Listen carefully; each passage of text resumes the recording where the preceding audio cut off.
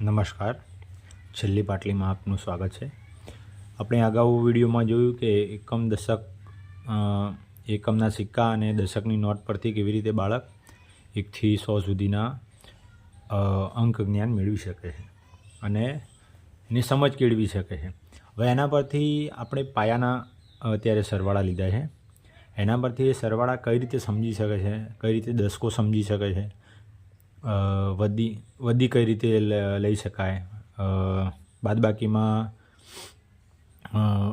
દશકો કઈ રીતે લઈ શકાય અને સરવાળામાં વધી કઈ રીતે લઈ શકાય, એ સારી રીતે સમજી શકે. એના માટે આપણે થોડાક અહીંયા સાદા દાખલા લઈશું પહેલાં અને પછી થોડાક ભારે લઈશું.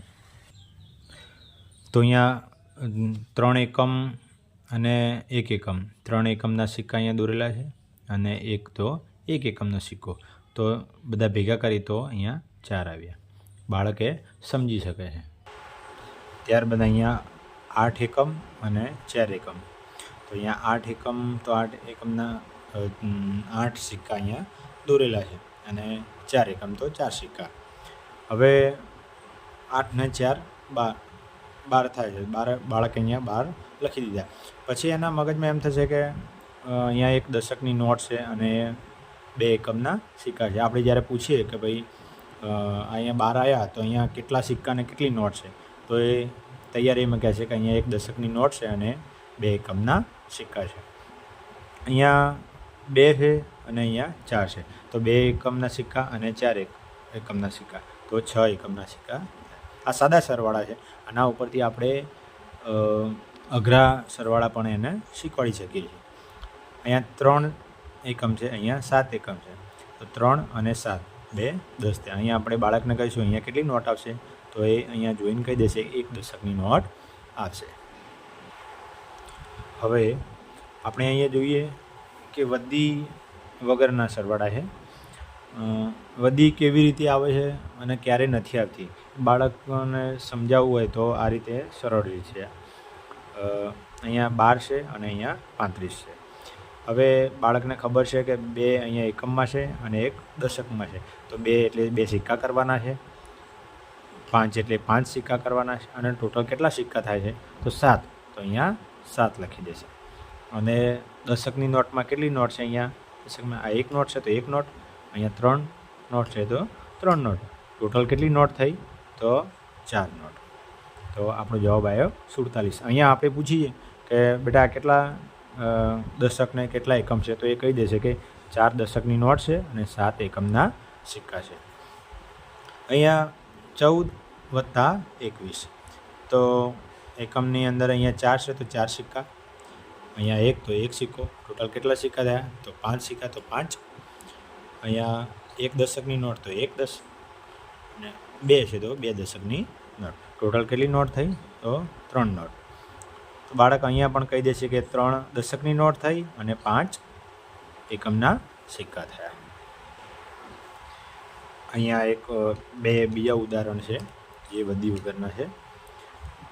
અહીંયા 21 અને 33 બંનેનો સરવાળો કરવાનો છે.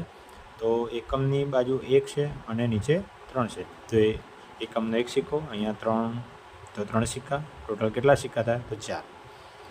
અહીં નોટ કેટલી છે, 2 છે દશકની, તો 2 અને 3 છે તો 3 નોટ. ટોટલ કેટલી નોટ થઈ, તો 5. તો અહીંયા બાળકને આપણે જ્યારે પૂછીએ કે અહીંયા કેટલી નોટ દશક અને કેટલા એકમ છે, તો એ જવાબ આપી દેશે કે 5 નોટ છે અને 4 એકમના સિક્કા છે. એ જ રીતે અહીંયા 42 + 11 આપે છે. તો એકમના સ્થાને અહીંયા 2 છે અને નીચે 1 છે. તો 2 એટલે 2 સિક્કા, 1 એટલે 1 સિક્કો. ટોટલ કેટલા સિક્કા થયા, 3. તો 3. અહીંયા 4 નોટ છે દશકની, તો 4 નોટ દોરી છે અને અહીંયા તો 1 નોટ દોરી છે. ટોટલ કેટલી નોટ થઈ, 5. તો અહીંયા 5 આપેલા છે. તો આવી રીતે બાળકને આપણે નોટની જગ્યાએ દશકની ગણતરી અને એકમની જગ્યાએ એકમની ગણતરી. હવે આપણે જોઈશું કે આમાં વધી કઈ રીતે બાળક દશકની નોટમાં ઉમેરી શકે છે, એ આપણે જોઈએ. હવે આપણે બાળકને વધી લેતા શીખવાડવાનું છે. વધી કઈ રીતે લેવાય, અને એ વધી આપણે એમ લેવરાઈ દઈએ એના કરતાં દશકો કેવી રીતે વધી 10 થઈને ઉપર જાય, એ આપણે અહીંયા સમજાવી શકીએ છીએ સરળ રીતે. તો અહીંયા સરવાળામાં લખ્યા છે કે 25 + 17. હવે એકમના સ્થાને અહીંયા 5 છે તો 5 એકમના સિક્કા દોરી દીધા. 7 છે તો એ 7 એકમના સિક્કા દોરી દીધા. ટોટલ સિક્કા થયા 12.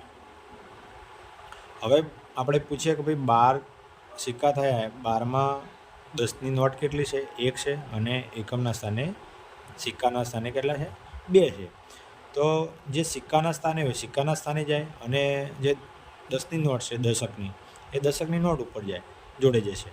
તો સિક્કાના સ્થાને 2 છે તો સિક્કાની લાઇનમાં નીચે આપણે 2 લખી દઈશું, અને જે નોટ છે દશકની, એ દશકની નોટ જોડે ગણતરીમાં જશે. તો અહીંયા આપણે એક દશકની નોટ અહીંથી લઈને અહીંયા મૂકી દીધી છે અને દોરી દીધી છે. તો ટોટલ હવે નોટ જોઈએ. અહીંયા 2 નોટ છે, અહીંયા દશકની 1 નોટ છે, અને આપણે અહીંયા વધીવાળી 1 નોટ મૂકી. તો ટોટલ કેટલી નોટ થઈ? 4 નોટ થઈ. અને સિક્કા કેટલા થયા? 2 થયા. તો બાળકને આવી રીતે આપણે દશકો વધી લેતા આપણે શીખવી શકીએ છીએ. અહીં એક બીજું ઉદાહરણ છે વધીના સરવાળાનું. 29 + 36. હવે એકમના સ્થાને અહીંયા 9 છે તો આપણે એકમના 9 સિક્કા દોરી દીધા છે. નીચે એકમના સ્થાને 6 છે તો આપણે 6 સિક્કા દોરી દીધા છે. તો ટોટલ કેટલા સિક્કા થયા? તો 15. અહીંયા 15 લખ્યા છે તો 15માં પહેલી દશકનું સ્થાન છે અને બીજું એકમના સિક્કાનું સ્થાન છે. તો એકમના દશકના સ્થાને કોણ છે? તો 1 છે, તો 1 નોટ, અને એકમના સિક્કાના સ્થાને 5 છે તો 5.